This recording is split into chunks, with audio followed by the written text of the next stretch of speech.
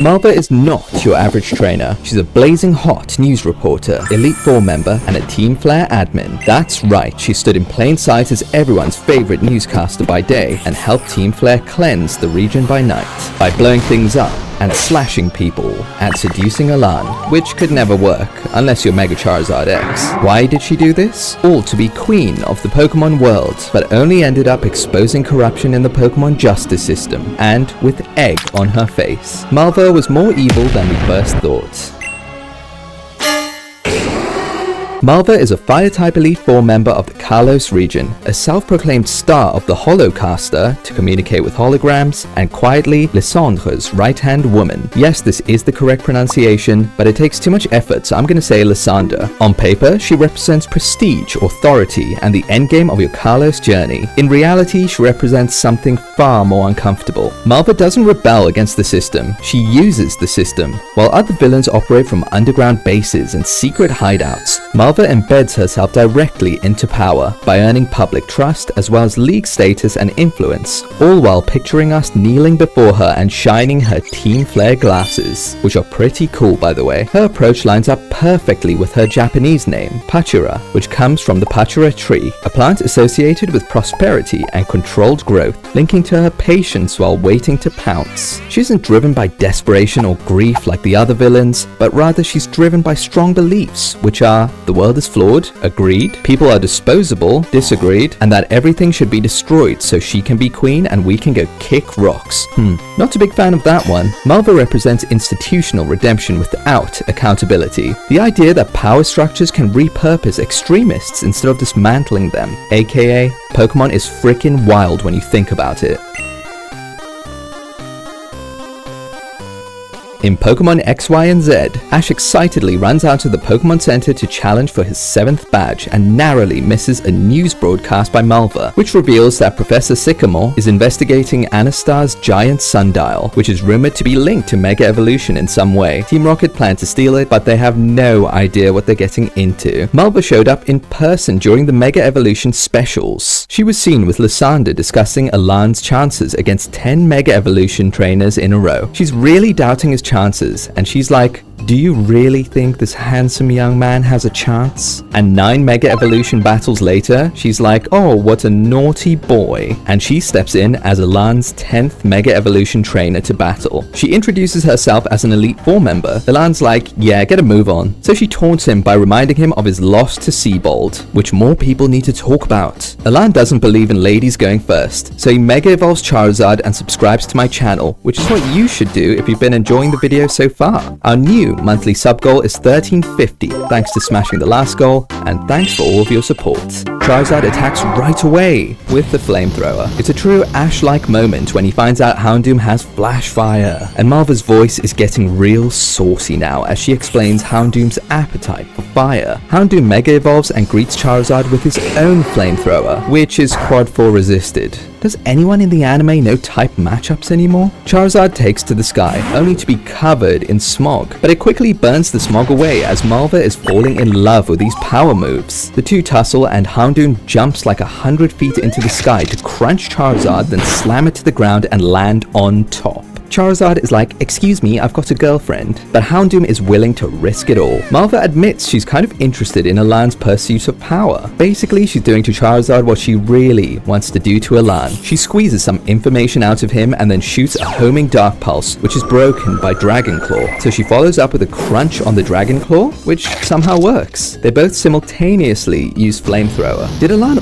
already forget what happened like 2 minutes ago? Malva gets the upper hand, surprise surprise, and decides to close the show with Crunch. Alan uses the famous Charizard Go attack. Are you going to call a move then? Finally, he calls Blast Burn, like he still hasn't got a damn clue about Flash Fire. There's a cool dodging sequence by Houndoom, but ultimately it gets blasted and burned by the power of main character, erasing the Flash Fire ability. Kind of like how Ash did when he overpowered Motor Drive against Volkner's Electivire with the Z move. Malva is delighted to get blasted by Alan and congratulates him. Later, she tells Lysandre Lysandre, she sees what he likes about Elan. Fast forward to the Lumio's conference, and back to the main anime, Malva is broadcasting live with Team Rocket as her camera team. With such amazing disguises, you wouldn't even recognize them. She spots Ash and immediately goes to interview him. She goes on to watch the league, report what's going on, and drag Team Rocket around for more interviews, which is kind of what she does from now on. Malva walks in on Elan training for the finals and says winning will be easy for him.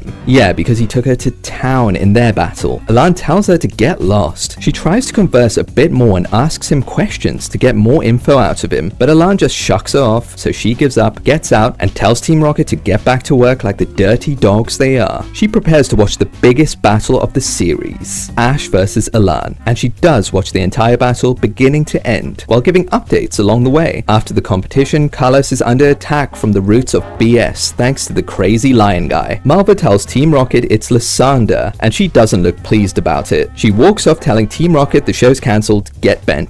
Lysandre is out here catching bodies, and Elan and Ash are next. He uses a supercharged hyper beam to just finish the job right at the beginning of the battle, and Malva turns against Lysandre and attacks the hyper beam from the side. She states that Ash and Elan changed her, as they've proven that they have the ability to change the world, but they need help from the adults to make this brighter future. She agrees with this viewpoint rather than Lysandre's idea that we need to destroy everything that doesn't agree with him. Lysandre says, screw all this, you're all going down together, but that doesn't happen because he gets rocked and decides to do a Kaiba and threaten to jump off the building. But he actually does it. Wait, this can't be part of the script? On a family-friendly show, Malva falls to her knees as she didn't want it to end like that. She gets over it 2 seconds later and helps the other characters fight the giant Zygarde rock, because Kalos was like that. And what do you know? Lysandre's not actually gone, so the big man blows him into green space. Malva doesn't really care about him in the end though, because she's now a good guy, or I guess good girl. She tells Steven she's going to clean up the rest of Team Flare, then turn herself in, and Steven gives her that look that says, that's what I thought, you sexy secret agent. The games don't take this direction. She remains Elite Four, she remains influential and dangerous.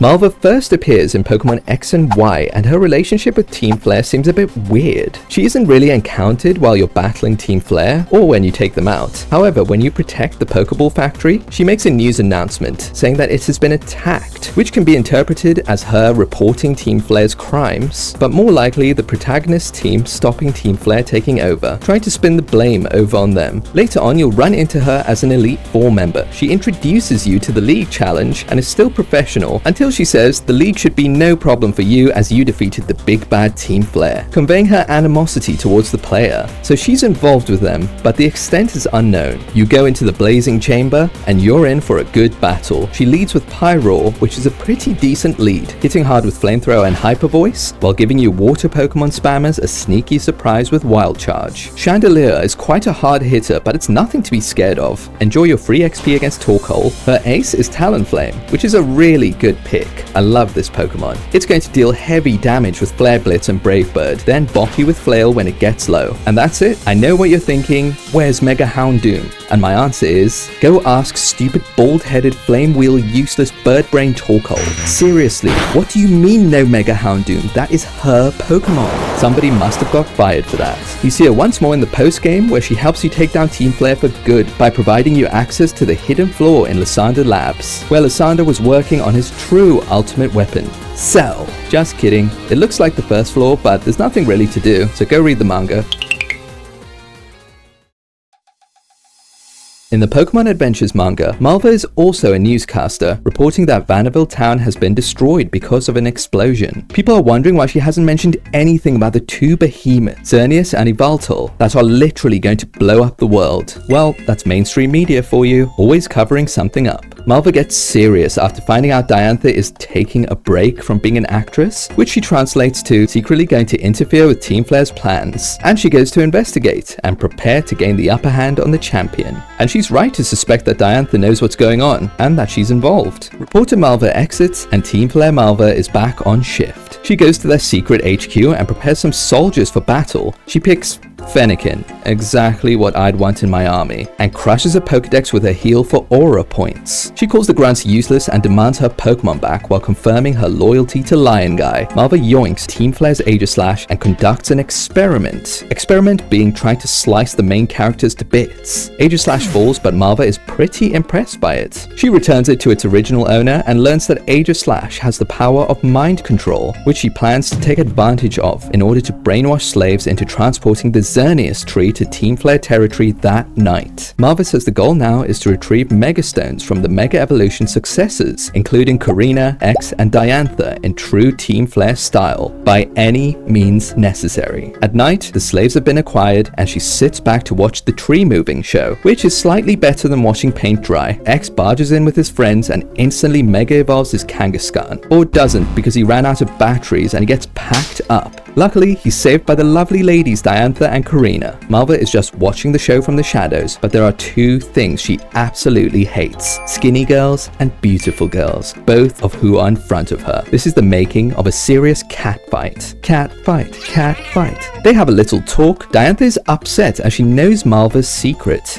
She manipulates the mainstream media. I can't believe it. Oh, and she's a member of Team Flare. And she also thinks Malva is the leader of Team Flare, to which she giggles. Malva traps her in Magic Room to nullify Gardevoir's Megastone effects, and starts throwing hands with Braixen. Malva's true feelings come out, seeming like jealousy, as she says Diantha would never understand her as she's always had everything, such as beauty, talent, praise, and love, which is kinda sad. Diantha says, "Do you really think you can defeat me with your little Firefox?" And Malva responds with, "I was just stalling until Xerneas gets to our base, you dummy." She leaves once Xerneas has reached the base. X and the crew bust into the base and manage to awaken Xerneas from its slumber. Xerneas decides to join the good guys, but Malva rocks up with Yveltal, as you do. Apparently she found it during her off-screen battle with Diantha. She baited Diantha to battle her underground directly under the Xerneas tree, which is where Yveltal was sleeping. It's heavily implied she won the battle against Diantha. She orders an attack on the goodies, but is halted by Lysandre's ceasefire, and Team Flare go into hiding. The crew find out where they're hiding and head towards that location, only to get stopped by some Team Flare members, and their battle is interrupted by Yveltal and Xerneas fighting on sight. Diantha was saved by Blue earlier and arrives on the battlefield, but watches from the distance. Suddenly, she's held at knife point, or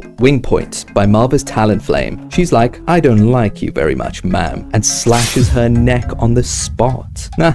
I can't believe you fell for that. Obviously, she blocked that with Gardevoir, but she's not as slick as she thought, since Malva yoinked her Megastone and said later alligator, then flew away with Talonflame. Diantha says screw that and decides to fly with Gardevoir and grabs Malva's ankle, while Y burns the hell out of Malva's hand for fun, or to force her to drop the Mega Charm. Diantha tells Y to go back to the playground, little girl. The skies are for true ladies. At this point, the environment is pure chaos. Yveltal and Xerneas are fighting. Zygarde came out.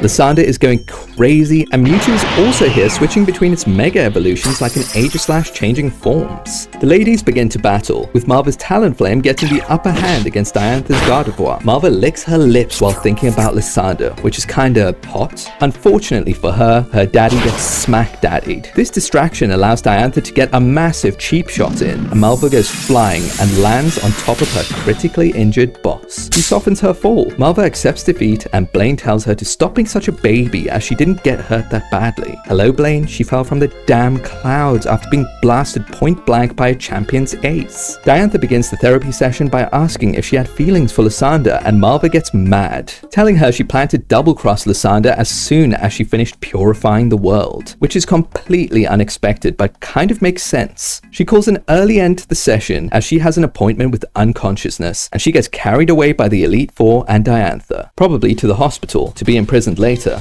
right? Actually, I wouldn't be surprised if they just let her be an Elite Four member again. I mean, Price became a gym leader again, along with Koga, Sabrina, and Lieutenant Surge after the atrocities they committed. It's crazy that her plan was to let Lysandre cleanse the world, then get rid of him so she can basically be the queen of this cleansed world. Malva may not be Pokemon's loudest and most explosive villain, but she's the one who smiled and watched the world burn. Thanks everyone for watching. Don't forget to leave a like and subscribe for more. Comment if Malva ranks in your top villains and your favorite version of her. I liked her anime version due to to her actually having Houndoom and having a decent battle with Elan. Of course, I also love the manga twist that she planned to double-cross Lysandre. See you all in the next one.